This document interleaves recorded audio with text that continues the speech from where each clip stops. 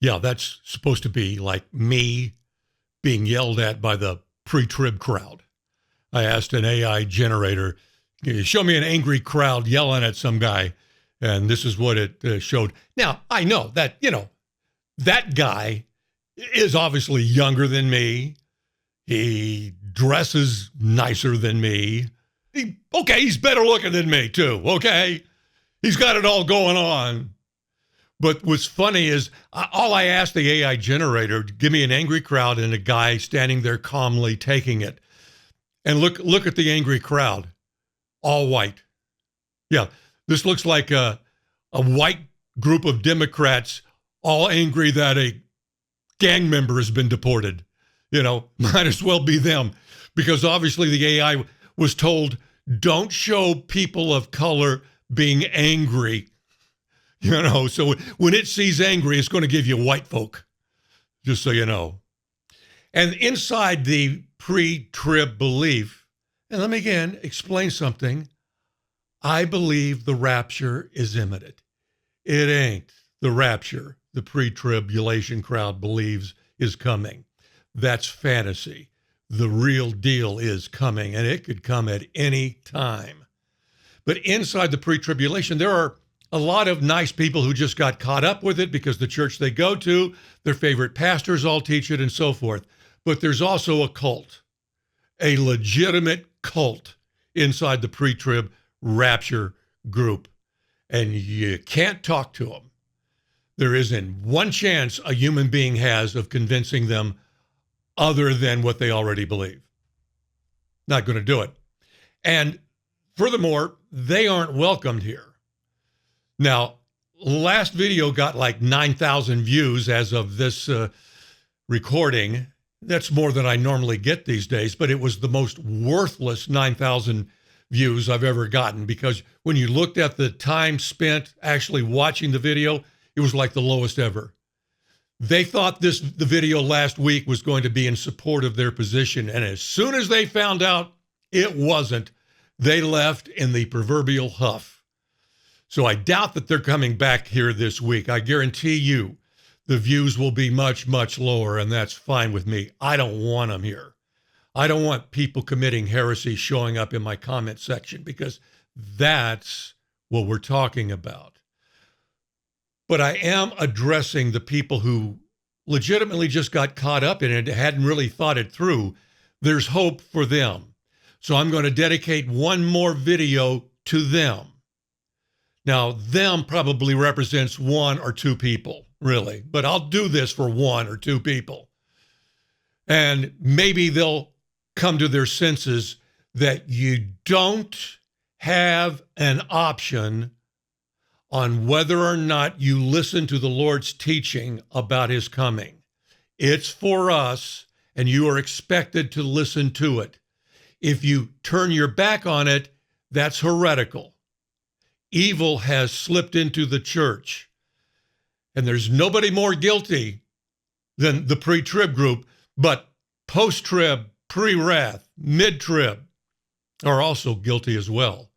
They are not paying attention. They do not understand what he is saying, and they do not care. Now, people, when I say that group, they think, well, are you preterist? I am not preterist. I am not an historicist. I'm a futurist, as almost every last single one of you are. He is coming in the future, and that coming could be today. As far as we know, it could happen today, this week. He is certainly coming in our lifetimes, in this generation. There's no doubt about it. So let me respond to some of the saner comments in the comment section from last week. Someone asked, what's the purpose of arguing whether it's post-trib, mid-trib, pre-trib, or pre-wrath? Why do we even get in this argument? Okay. That actually is a pretty good question, although it reveals that the person who asked it is not paying attention to the Lord. If you were paying attention to what he said, you would never ask that question. But there's a lot of people out there who have that belief.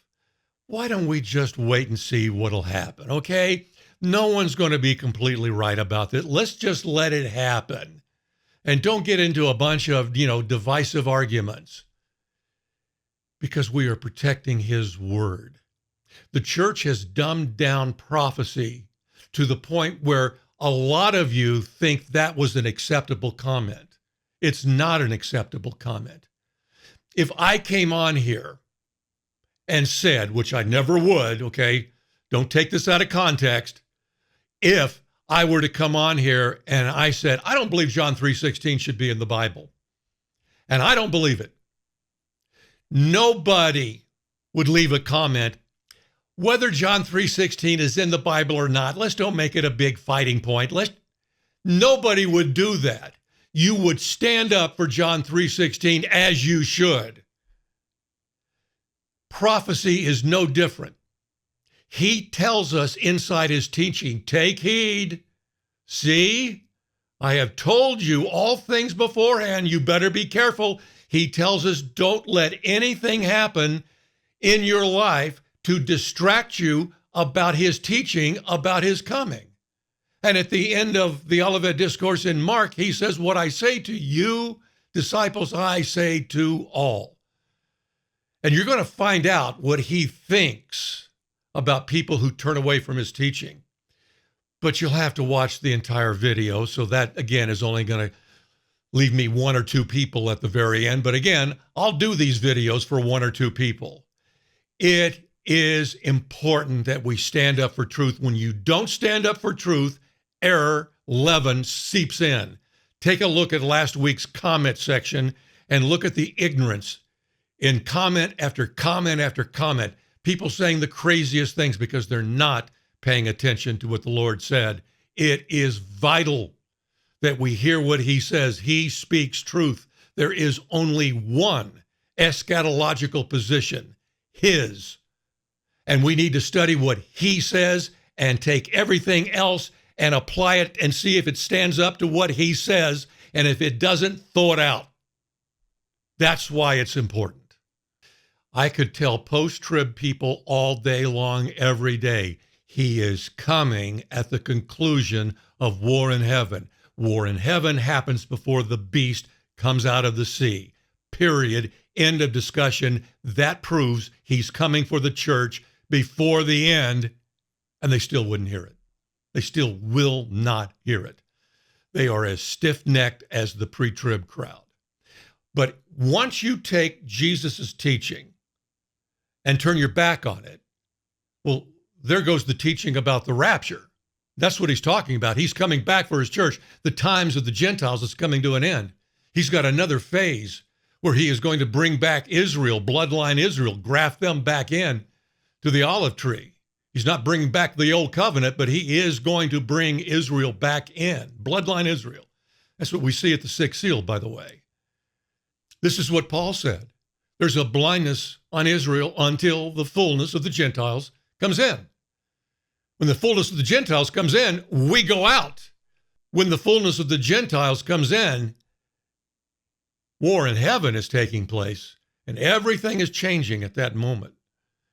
But once you turn your back on the teaching of the Lord regarding the rapture, you got to fill it with something. And so what they tell all of you pre-trib people, again, I'm all for the rapture way before the end, but I'm not a pre-tribber. You've got to fill it with something else, which is Paul's teaching. You say Paul is the one that taught us about the rapture. And you point to, see, he called it a mystery. And then he talks about the rapture. He's the first to do this. That's the teaching they give you. It's a complete misuse of what Paul is saying about mystery. There are all kinds of mysteries that Paul talks about. Iniquity is a mystery. Did he introduce iniquity? Of course not. Jesus was a mystery. Did he introduce Jesus to us? No, of course not. The church is a mystery. There are all kinds of mysteries. A mystery is something that was in God's plan from the very beginning, and it was revealed as the plan played out. Specifically here, the mystery is, how do you get, and read the chapter, how do you get corrupt flesh and blood into heaven? Because you can't take mortal stuff and stick it into an immortal place, he says. And God has that part figured out as well. At the rapture, we will be given new bodies. That's all Paul is talking about. That's the mystery he's talking about. That God always had in his plan a way to get corrupted flesh ready to go into heaven. Do you notice here that Jesus mentions that his coming will be at a day of the Lord? Because he's coming back.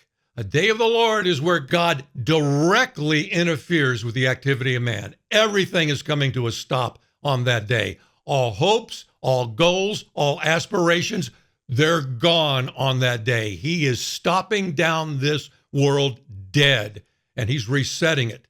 It is a day of the Lord. It's exactly what Paul taught. I'll give you just 3 examples. In 2 Thessalonians, Paul says, I want to talk about our gathering together unto the Lord. And then he says, I know that someone told you that the day of the Lord has already come. He's linking the day of the Lord to our gathering together. Sure, you can come up with another explanation for it if you want to, but why would you? After I show you what he said in 1 Thessalonians chapter 5.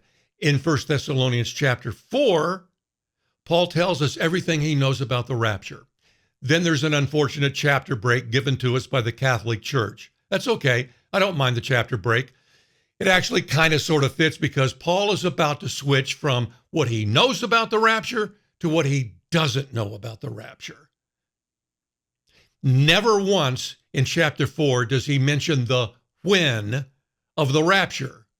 Chapter 5, he does. Now as to the times and the seasons.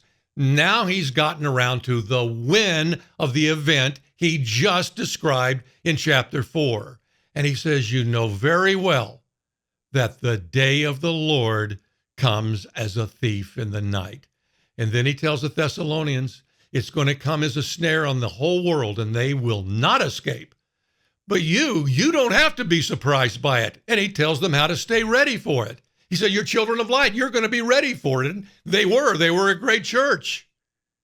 But he's linking the rapture to the day of the Lord. One more, for those of you that just want the truth. In 1 Corinthians, he tells them to throw this guy out who's having a relationship with his stepmother, for crying out loud. And he says, turn his body over to Satan so that his spirit can be saved. So he's telling us he hasn't lost his salvation permanently or anything like that. He can still be saved, and he's part of our age. He's going to be saved on the day we're saved, on the rapture resurrection day. And so what does Paul say? So that his spirit can be saved on the day of the Lord, because that's the day of salvation.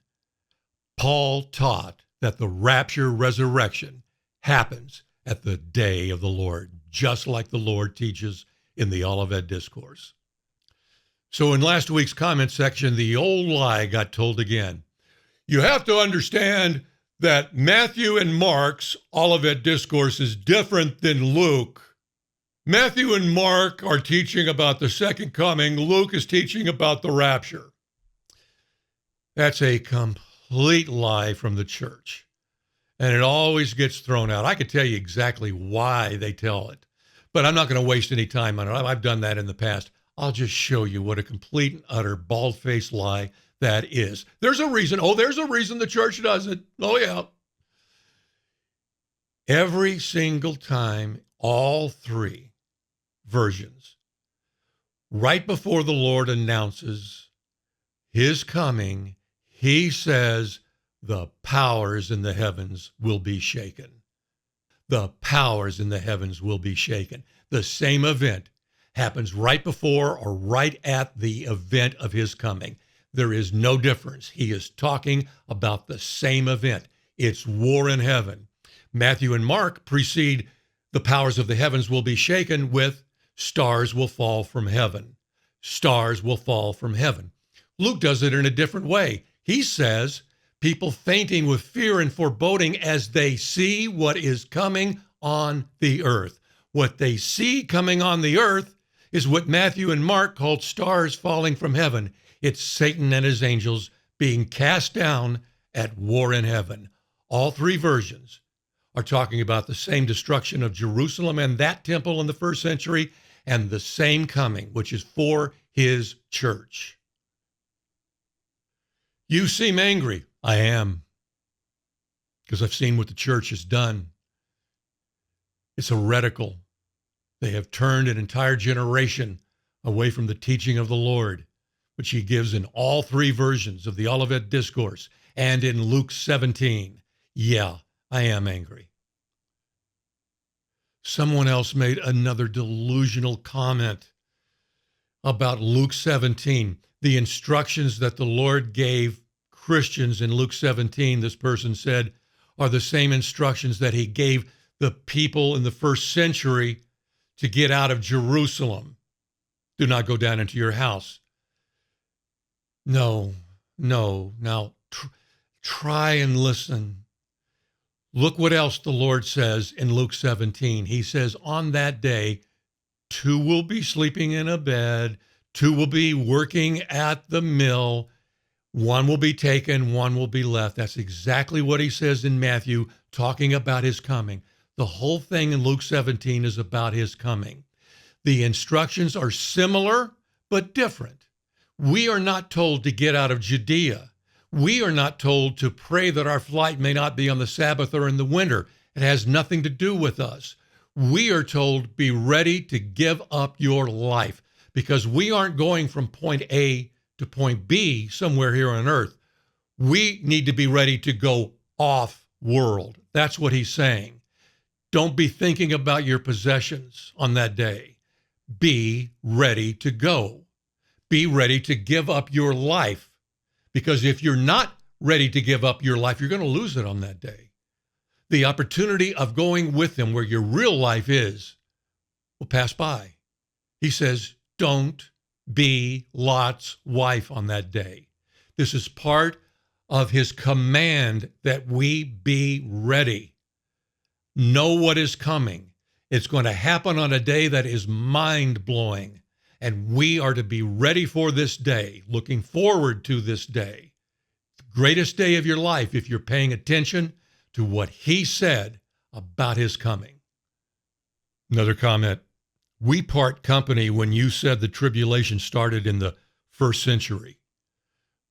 Question from me, is that why you parted from him? Is that why you turned your back on his teaching? Because he's the one that said that. I don't care when the tribulation began. It makes no difference to me. I just want to know the truth. He said it happened in the first century, so I believe it. So you don't want to have anything to do with me because I said that. He's the one that originally said it. Is this why you turn your back on him? That's my question to you. Of course, you're not even here now. You're not even listening because you parted company with me. Folks, turning your back on him is not a trivial mistake. It is a serious error. It's a sin. He talks about this sin to the church of Sardis. They've done the exact same thing. Notice what he says to them. You look good. People think you're alive. You do works. You are dead. They are not listening to him. And he's specifically talking about this very issue. He says, because you're not. When I come, I'm coming as a thief upon you or against you, not for you. And you won't know the hour I come. Don't take that the wrong way. He's not saying you won't have guessed the correct hour. No one can. That Greek word, yeah, it can mean know, it can mean recognize, it can mean perceive. You won't perceive, you will not recognize what is happening when that day comes because you are not prepared for it, because you are not listening. You are not listening, and this is 99% of the church in North America and probably a very, very high percentage in the rest of the world as well. You are not listening to him describe the day that's coming and what he expects from you. He says you're dead because what good are you if you're not listening to him? He's casting Satan and his angels down for doing the very same thing. They didn't listen to God. And they're getting thrown out. You think he's going to throw them out and then pick up a bunch of people who turn their back on his teaching? Do you really think that? That's why he's warning us. He says to Sardis, repent and wake up. That's the same Greek word that he uses at the end of Mark's version of the Olivet Discourse. Stay awake. Specifically, that is referring to what he just described as his coming. You must be ready for it. And the church that turns away from him is not ready for him. That's just a fact. And you can howl and scream, and you can throw your ignorant comments out to me and do all that you think you need to do. But at the end of the very big day, you, most of you, are not listening to him. And there's no way around it. You've replaced the day he's talked about in all three versions and in Luke 17 with a fable. And therein lies the problem. Well, I'm disabling comments for this video because I can't take 2 weeks in a row of this nonsense. I just can't. And that will also help drive the cult away. I don't want them here. I can't stop them from coming, but I don't want them here. I don't want their heresy in my comment section.